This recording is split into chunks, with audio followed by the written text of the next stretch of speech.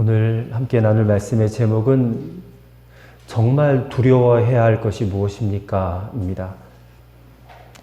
사도행전 강해를 이제 시작해서 5번째 시간입니다. 그동안 이제 성령이 오순절 마가 다락방에 임하였고, 그렇게 해서 초대교회가 생겨나게 되었습니다. 초대교회가 성령이 충만하였고, 또 은혜가 충만한 그런 교회로 이제 서서히 터를 잡아가는 과정 가운데 있었습니다. 사도들이 나가서 복음을 전하면 3,000명이 회개하고 돌아오고, 또 5,000명이 예수 믿겠다고 돌아오는 그런 놀라운 기적이 일어나게 되는 것입니다. 또 성도들은 서로가 내 것, 네 것 없이 다 자기 재산과 재물을 내어놓고, 가난한 사람이 한 사람도 없을 정도로 그렇게 은혜가 충만한 그런 교회였습니다. 그런데 오늘 사도행전 5장을 읽어보니까 그 좋았던 분위기가 순식간에 바뀌는 거예요. 완전 180도 뒤집어지는 겁니다. 아나니아와 삽비라, 우리가 다 잘 아는 사건 이야기죠. 이 부부가 자신의 땅을 팔았습니다. 그래서 그것을 가지고 교회에 헌금을 하게 됩니다. 근데 이제 헌금하는 날, 바로 그 자리에서 이 두 부부가 죽었다는 거예요. 그들이 땅 판 돈을 일부를 얼마를 감추고 다 바쳤다라고 거짓말을 했기 때문에 그런 사건이 벌어진 것입니다. 자칫 교회에 큰 시험이 생길 수도 있는 일이 터져버린 것입니다. 자, 이 사건을 보면서 우리가 언뜻 생각하기에 이 일은 좀 하나님이 너무하신 게 아닌가, 이런 생각이 먼저 듭니다. 거짓말한 것을 잘했다라고 말할 수는 없습니다. 하지만 거짓말한 거 가지고 그렇게 목숨을 빼앗아갈 정도로 이게 그렇게 큰 죄인가, 이런 생각이 들어요. 그들이 뭐 남의 돈을 훔쳐다가 바친 것도 아니고, 무슨 교회 돈을 횡령해서 뭐 떼먹은 것도 아니고, 뭐 비록 전부 다 바친 건 아니지만 그래도 꽤 큰 돈을 헌금을 했는데, 그 정도 거짓말을 가지고 하나님이 그 자리에서 죽이시다니 참 너무하다, 이런 생각이 듭니다. 아마도 대부분의 사람들은 이 정도의 일로 죽어야 한다 하면 무서워서 교회나 다니겠나, 무서워서 예수 믿겠나, 누가 믿을 수 있을까, 이런 생각을 할지도 모르겠습니다.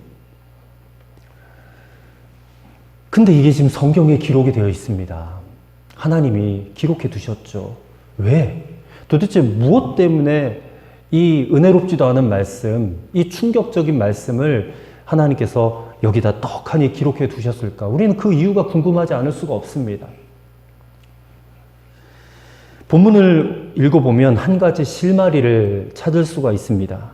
바로 11절 말씀인데, 11절을 보십시오. 온 교회와 이 일을 듣는 사람들이 다 크게 두려워하니라 라고 성경 기록하고 있습니다. 자, 이것은 하나님께서 이 지금 성령의 강림으로 말미암아 생겨난 초대교회가 마땅히 두려워해야 할 일을 두려워하게 하신, 그것을 위해서 주신 사건이다라고 우리가 생각할 수가 있습니다. 그 말을 뒤집어서 보면 이게 마땅히 두려워해야 할 일인데도 사람들이 아무렇지도 않게 여겼다는 것이에요.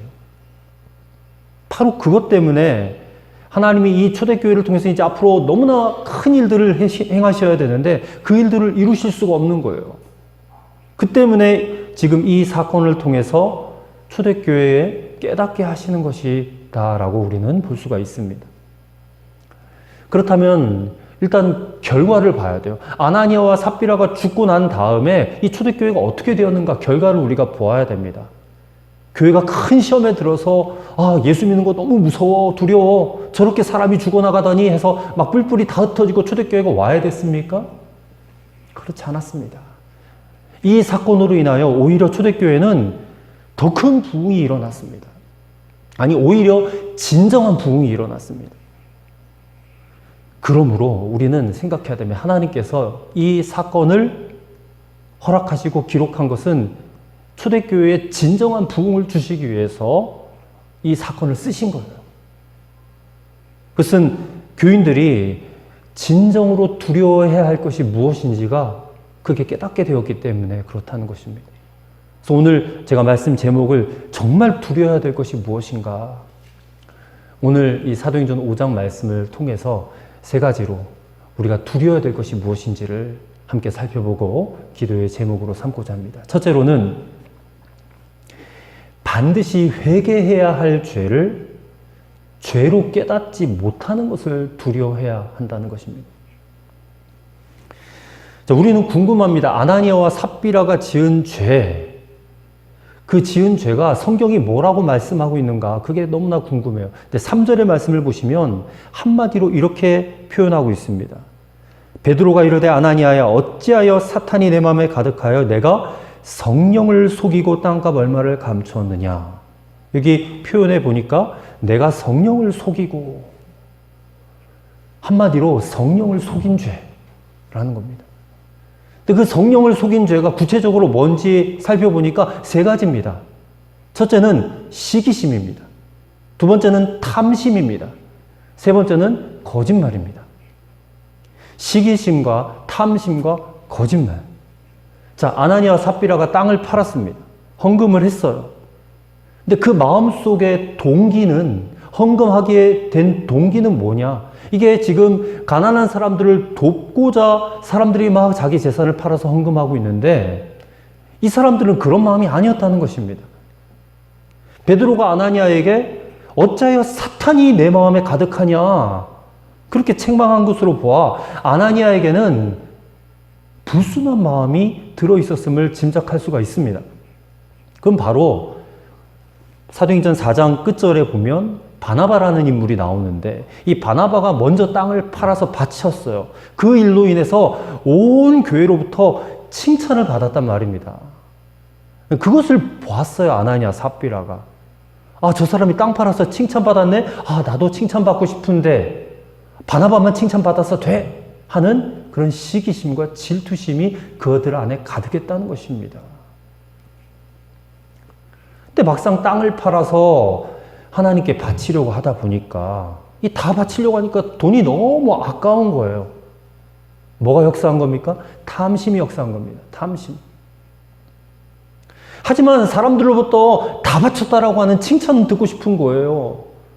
그래서 어떻게 합니까? 그 중에 얼마를 감춰요. 왜요? 누구도 알 턱이 없으니까. 누가 합니까? 아무도 알 수가 없어요. 그리고 사도들에게 가져와서 이게 땅판 값의 전부입니다라고 거짓말을 하는 겁니다. 자, 시기심에서 출발해서 탐심이 역사하였고 이제 거짓말까지 간 거예요. 이게 그들이 지은 세 가지의 죄입니다. 시기심, 탐심, 거짓말. 여러분 이거 보면서 이 사람들이 죽을 만한 죄를 지었다라고 생각이 드세요? 시기심과 탐심과 거짓말이 죽을 만한 죄입니까?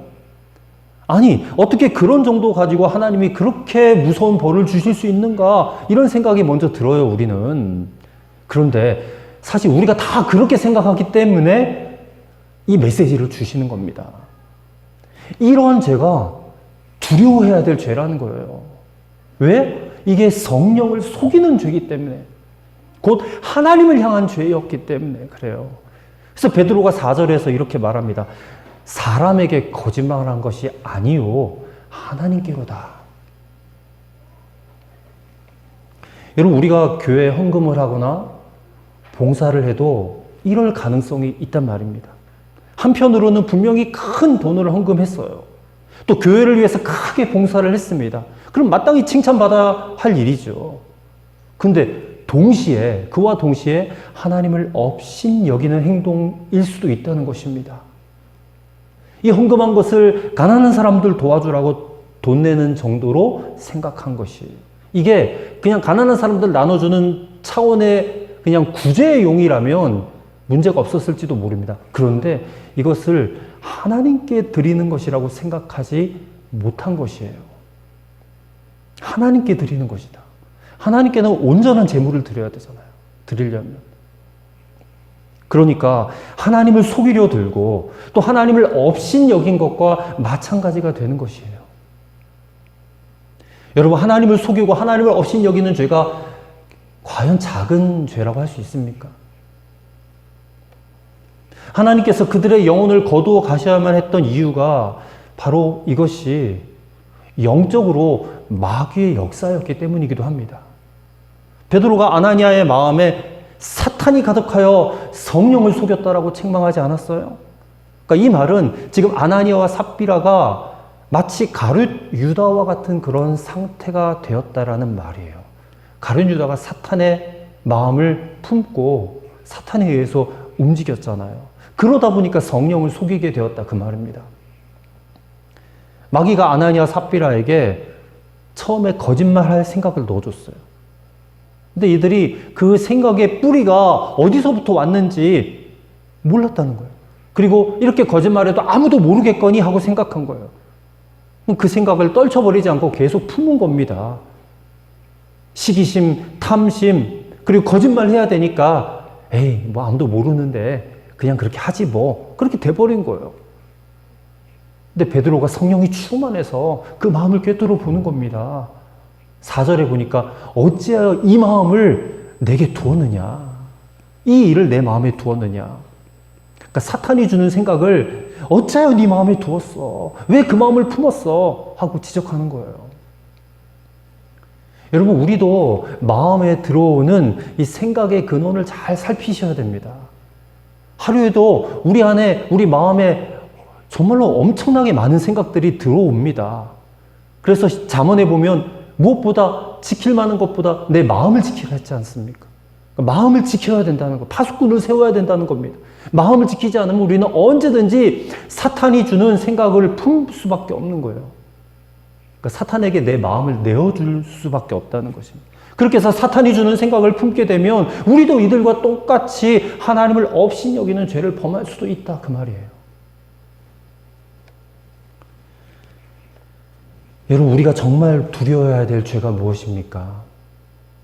요즘에 흉악범들의 죄가 막 뉴스에서 보도되고 어떤 대선 후보는 저런 흉악범들은 사형에 처해야 된다 막 주장을 하고 있는데 뭐 살인죄, 간음죄, 아마 우리가 이런 죄를 짓고 돌아다니다가 들통이 났어요. 걸렸어요. 그러면 얼마나 부끄럽고 창피하고 또 마음이 고통스럽겠어요? 이거는 누구나 다 중범죄다라고 그렇게 판단할 것입니다.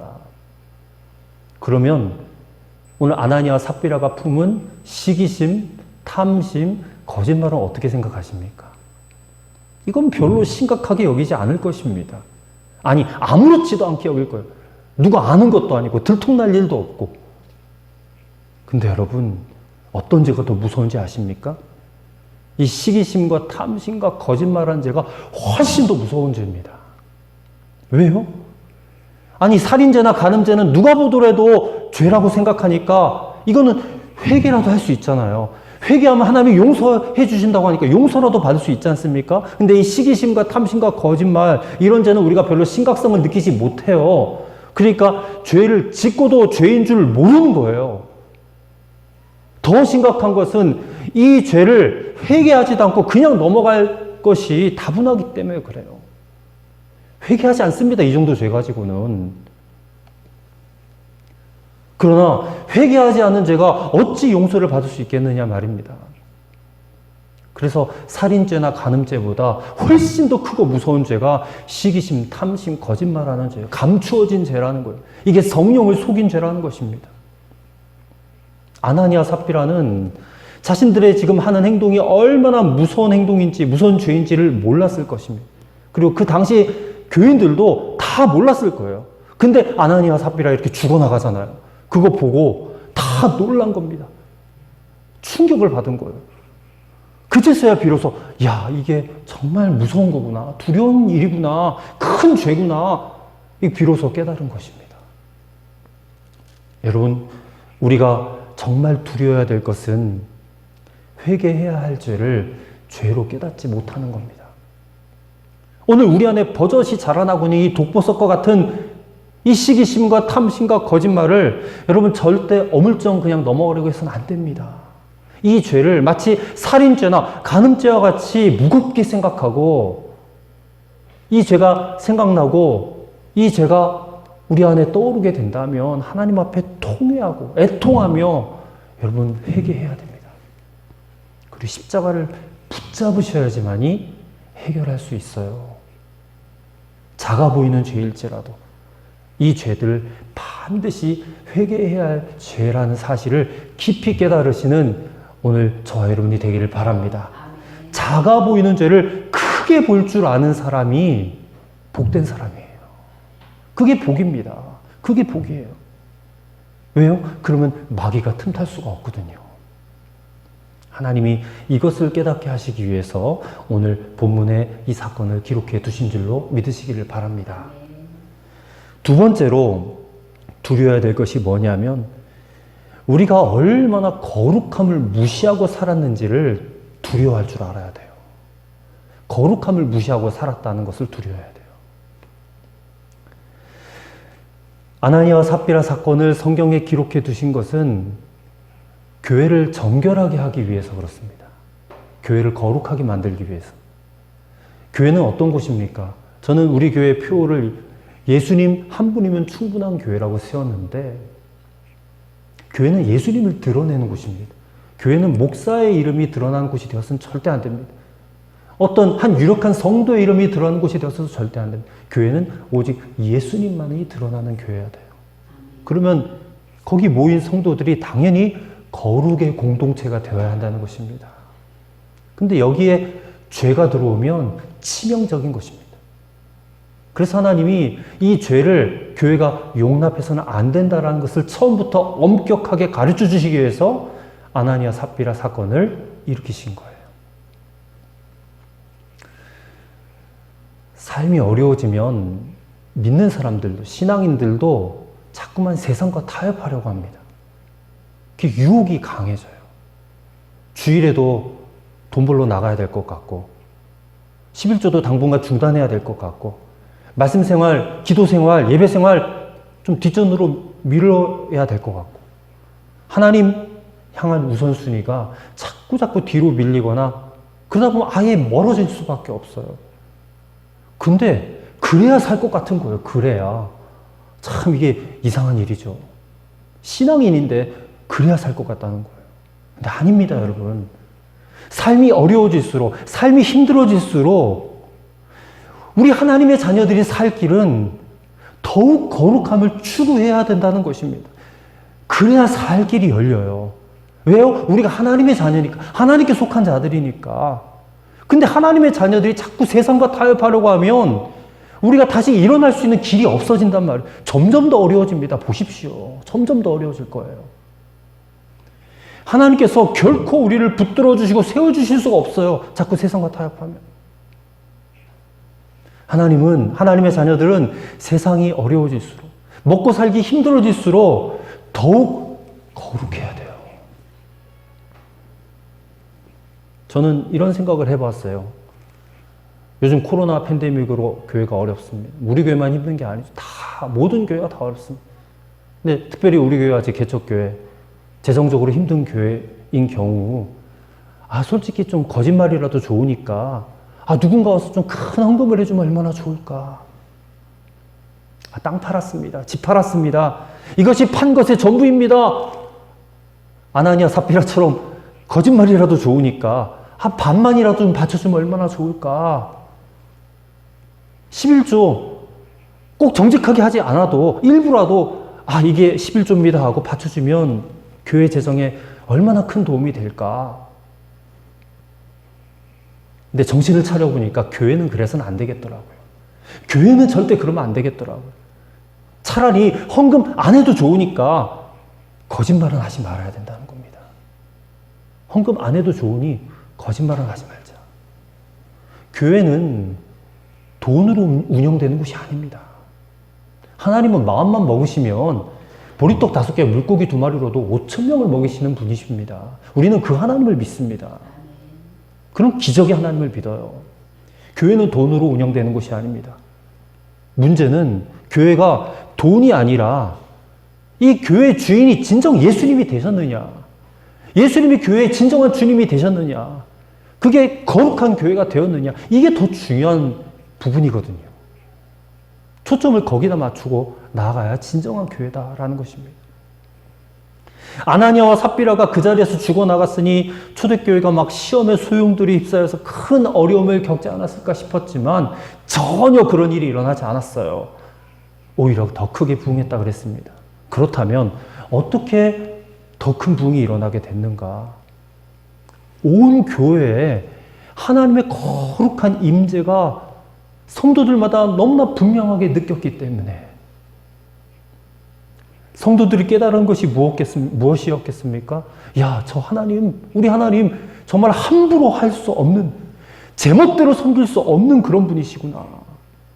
하나님과 교회를 섬길 때 마치 인간의 허영심이나 어떤 거짓과 불순한 동기로 섬겨서는 절대 안 되는 거구나. 이거를 마음 깊이 새기게 됐다는 겁니다.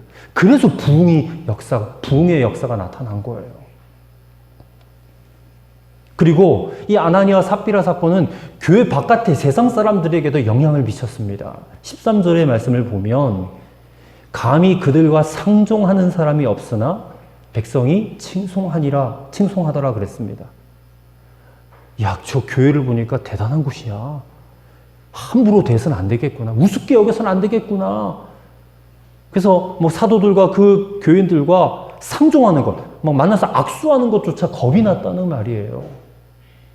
교회 밖의 사람들이 교회를 우습게 여기지 못하게 되었다라는 것입니다.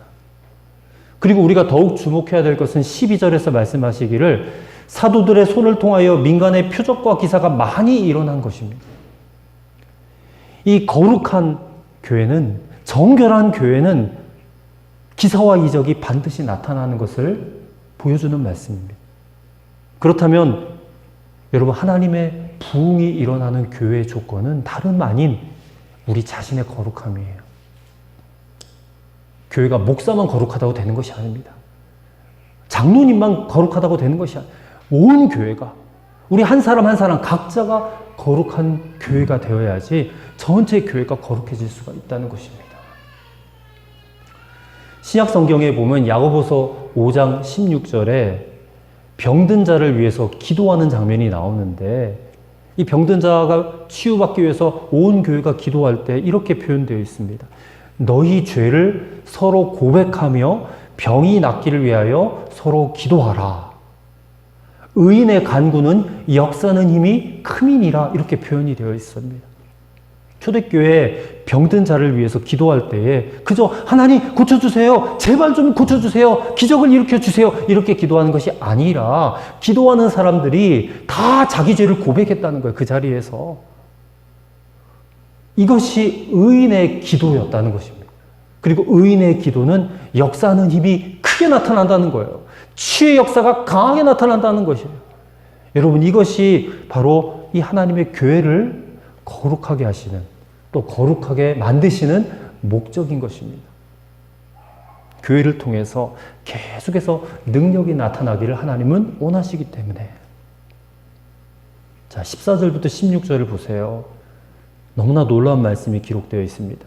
믿고 주께로 나오는 자가 더 많으니 남녀의 큰 무리더라. 심지어 병든 사람을 메고 거리에 나가 침대와 요 위에 누이고 베드로가 지날 때에 혹 그의 그림자라도 누구에게 덮일까 바라고 예루살렘 부근에 수많은 사람들도 모여 병든 사람과 더러운 귀신에게 괴로움 받는 사람을 데리고 와서 다 나음을 얻으니라. 아멘.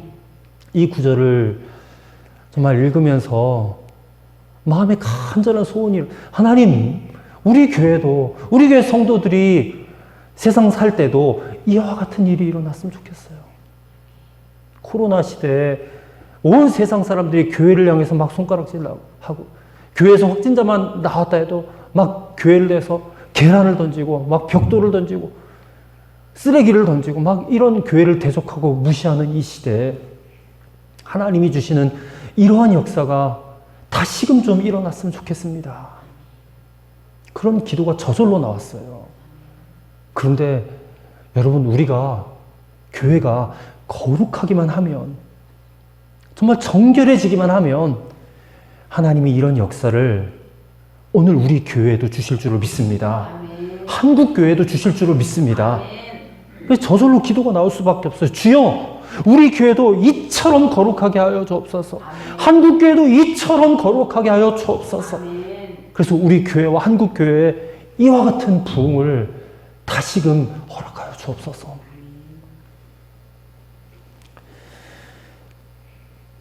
만약에 아나니아와 삽비라 부부 중에 둘 중에 한 사람이라도 이 거룩함과 정결함에 대해서 좀 중요하게 생각했다면 둘 다 그렇게 죽어나가지 않았을 거예요. 근데 그 둘 다가 거룩함을 무시해버렸기 때문에 죽어버린 겁니다. 그러므로 우리가 이것을 알아야 됩니다. 우리 가정에서나 교회에서나 단 한 사람이라도 정말로 좀 깨어 있어서 이 거룩함을 무시하고 사는 것을 두려워할 줄 알았으면 좋겠어요. 부부 사이에 이렇게 말했으면 좋겠습니다. 여보, 우리 정직해야 돼요. 우리 거짓말하면 안 됩니다. 우리 정결해야 돼요.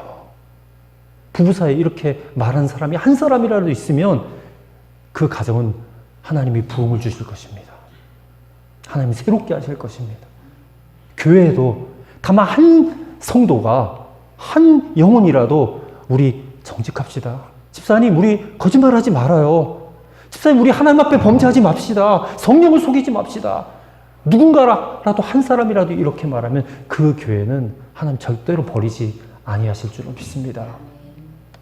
오늘 이 시대가 얼마나 거룩함을 무시하고 사는지 교회가 그러면 안 돼요. 그래서 깨달아졌다면 우리가 깊이 하나님 앞에 회개했으면 좋겠습니다. 여러분, 시기심, 탐심, 거짓말만 회개해도요, 거룩함이 회복이 돼요. 그리고 하나님의 부흥이 나타나요. 성령의 역사가 나타나요. 분명히 성경에 기록해 놓았기 때문에 우리는 이 사실을 믿고 나아갈 수 있게 되기를 간절히 바랍니다. 마지막 세 번째로, 결국에는 무너질 것에 인생 걸고 사는 것을 두려워해야 돼요. 무너질 세상 것에 자기 인생 걸고 사는 것을 두려워하라는 것입니다. 자, 교회는 부흥했습니다. 근데 교회가 부흥하니까 핍박도 같이 일어납니다. 17절 이하에 보면 유대 종교 지도자들, 바리새인, 사두개인, 대제사장, 서기관, 이 사람들의 마음에 시기가 일어났습니다. 그래서 사도들을 또 붙잡아서 옥에 가두었습니다. 그러자 또 무슨 일이 일어납니까? 하나님의 사자가 밤중에 옥문을 열고 사도들을 탈출시켜줬습니다. 근데 더 놀라운 것은 풀려난 사도들이 저 멀리 있는 곳으로, 안전한 곳으로 도망치지 않았다는 것입니다. 그들은 다시 성전으로 가서 이 생명의 복음을 전했고, 그러다 보니까 또다시 잡혀왔어요. 27절에. 아니, 도대체 이게 무슨 일입니까? 교회의 거룩함이 임하고 주의 권능이 나타나기 시작하니까 이 사도들이 더 이상 감옥 잡혀 들어가는 것이 두렵지가 않았다는 것입니다. 29절의 말씀을 보십시오. 베드로와 사도들이 대답하여 이르되 사람보다 하나님께 순종하는 것이 마땅하니라. 여러분, 이 말씀 속에 얼마나 담대함이 묻어나옵니까? 거룩한 성도와 교회는 하나님 말고는 두려워할 게 없는 거예요. 하나님 말고는. 세상이 두렵지 않은 사람이 된 겁니다. 이렇게 초대교회의 복음의 불길, 성령의 불길이 막 막을 수 없을 정도로 불타오르니까 이 유대 종교 지도자들이 더욱더 극악해지는 거예요. 사탄이 더 역사하는 거죠. 사도들을 막 없애버리려고 합니다. 33절에. 이 사도를 죽이려고 하니까 하나님께서 또 역사하세요. 사도들을 죽이지 못하도록 한 사람을 이렇게 세우는데, 당시 유대교인들에게 굉장히 존경받던 율법교사 가말리엘을 세우십니다. 34절에. 이 사람은 하나님의 율법에 정통했던 사람이에요. 근데 사도들이 전하는 복음을 듣고 뭔가를 깨달은 게 있었던 것 같아요.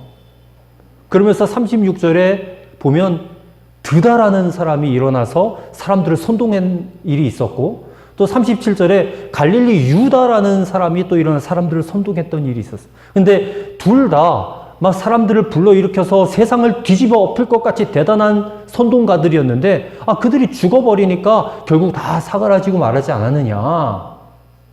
그러면서 38절과 39절에 말하기를, 지금 저들이 전하는 복음도 저 두목격인 예수가 죽었으니까 결국엔 무너지지 않겠느냐라는 거예요. 이게 사람에게서 비롯된 것이면 결국에는 무너질 거다. 그러니 좀 내버려 둬봐라. 그러는 거예요. 그러자 대제사장도 그 말을 받아들이는 겁니다. 이게 하나님께로부터 난 것이라고는 절대로 생각하지 않았던 거예요. 그냥 내버려 둬도 이게 사람에게서 난 것이기 때문에 결국에는 무너지고 말 거야 라고 생각을 한 겁니다. 그래서 사도들을 그냥 채찍질만 하고 다시는 너희가 예수의 이름으로 말하지 마! 엄금함으로써 일을 마무리했어요. 자, 오늘 우리는 성령님께서 이 가말리엘의 입을 통해서 주신 말씀에 주목해야 됩니다. 이 사상과 이 소행이 사람으로부터 났으면 무너질 것이요 만일 하나님께로부터 났으면 너희가 무너뜨릴 수 없으리라 라고 가말리엘이 말했습니다. 가말리엘은 하나님께로부터 났다라는 확신이 없었을 겁니다. 그런데 오늘 우리는 어떻습니까? 가말리엘이 말한 결과를 우리는 다 알고 있어요. 이 복음의 역사가 사람에게서부터 난 것입니까? 아니에요. 하나님께로부터 난 것임이 맞다라는 것을 우리는 다 알고 있습니다. 그리고 지나온 기독교 역사를 보면 알아요. 유대인들이 얼마나 기독교를 박해했습니까? 로마 교황들은, 황제들은 얼마나 기독교를 박해했어요? 또 공산주의가 막 일어나서 기독교를 박해했어요. 복음을 전파하지 못하게 사탄이 그 세력들을 일으켜가지고 기독교를 그렇게 박해했지만 복음은 무너지지 않았습니다. 왕성하게 전파되어서 오늘 우리에게까지 전파되었습니다. 이것이 만약에 사람으로부터 났으면 벌써 꺾어지고 말았을 것이에요. 그런데 그 복음이 우리에게까지 와가지고 우리가 지금 이렇게 하나님께 나와서 예배를 드리고 있지 않습니까? 이미 결론은 난 겁니다. 그런데 안타까운 것은 이미 결론이 난 이 복음을 믿고 교회를 다니는 성도들 가운데서도 아직도 자기 인생을 어디다 걸어야 될지를 모르는 이들이 너무나 많다는 거예요. 알긴 다 알아요. 하나님의 말씀대로 살아야죠. 복음도 전해야죠. 기도와 말씀 중요한 거 다 알아요. 그런데 그렇게 살다 보면 먹고 사는 게 너무 힘들어지거든요. 그러니 목사님, 그저 저 주일에 교회 한번 나오는 거 그 정도로 그냥 이게 내가 최선이다. 그렇게 여겨주세요. 그냥 그렇게 말합니다. 근데 알아도 여러분, 우리가 바르게 알아야 됩니다. 먹고 살기 힘들어서 예수님을 분명히 믿지 못하는 게 아니고, 정말 예수님을 내 주님으로 영접하고 하나님의 말씀대로 살아야 되는 일에 내가 목숨을 걸지 않으니까 먹고 사는 게 힘든 거예요. 뒤집어서 생각해 보셔야 돼요. 하나님께 순종하지 않고 철저하게 그 신앙생활에 목숨 걸지 않으니까 내 삶이 힘들어지는 것이다. 난 이 복음 진리, 이 기독교 복음 진리 앞에서도 왜 갈등하십니까? 왜 아직도 하나님이 내게 분명한 사인을 주시지 않았다라고 생각하십니까? 하나님은 살아계신 분이고 예수님은 진짜 우리 주님이시고 하나님의 이 말씀에 우리 인생의 성패가 달려있다는 것을 우리가 분명히 알 수 있도록 여기 성경에 다 기록해 두시지 않았습니까? 그런데도 왜 마음의 결단을 못해요? 왜 거기다 내 목숨을 걸지 않아요? 왜 결국은 다 무너지고 부서지고 저 세상 것들에 왜 여러분의 인생을 걸고 사시냐 그 말입니다. 여러분, 우리 인생은 딱 두 가지 종류로 나뉩니다. 그냥 무너지는 인생과 일어서는 인생이에요. 그렇다면 오늘 저와 여러분은 어떻게 살고 있습니까? 하나님의 말씀대로 살지 못하면, 지금 내가 하나님께 순종하지 못하다고 여겨진다면 여러분 세상에 끌려 사시는 거예요. 먹고 살기 힘들어서 하나님 말씀대로 살 수 없는 게 절대 아닙니다. 내가 하나님 말씀대로 살지 않기 때문에 먹고 살기 힘든 거예요. 그거를 분명히 아셔야 됩니다. 하나님은 우리가 살 길, 우리가 진짜 가야 될 길을 이미 다 가르쳐 주셨습니다. 문제는 내가 아직 내 마음에 결론을 안 내린 거예요.